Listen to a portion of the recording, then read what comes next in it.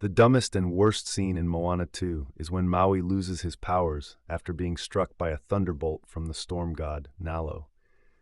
This moment is framed as a sacrifice, positioning Maui's loss of power as a way to emphasize the stakes of the story. He's unable to help Moana lift the island, leaving her to find another way.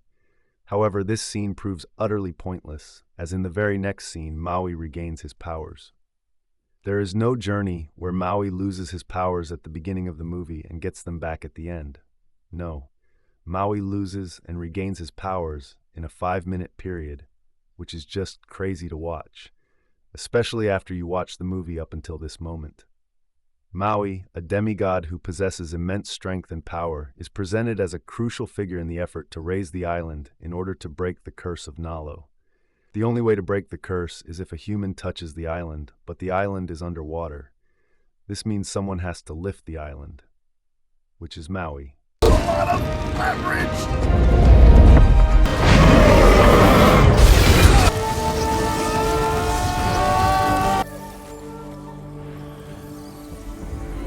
His magic, wielded through his hook, is the only thing capable of performing such a colossal feat, and he actually begins to raise the entire island.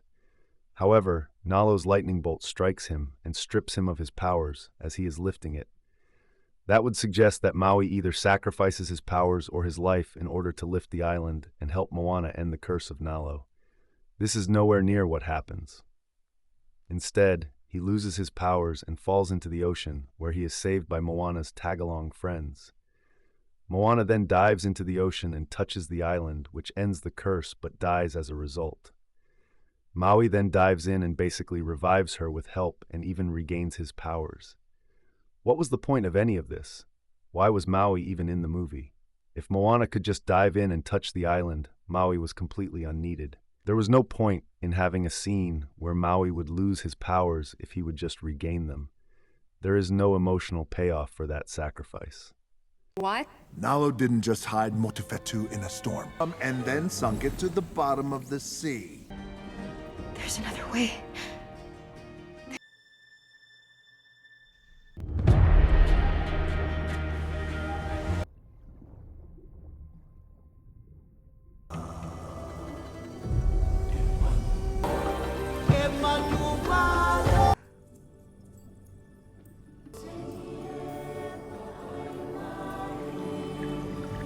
If Maui had sacrificed himself permanently, whether through losing his life or his powers forever, this would have made a far better ending for this movie. Such a loss could have symbolized the true cost of confronting Nalo and the storm god's evil actions. If Maui dies, then his permanent absence would have forced Moana to confront her leadership role more fully, allowing her character to grow in a more profound way.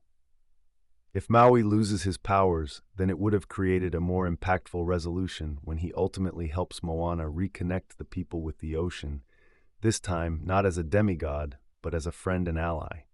Both versions of this sacrifice would have been better than what we got in this movie, and would be interesting to see play out in the sequel. Instead, there are no consequences. Boom! Nailed it! Okay, your sister sent me with a present for you.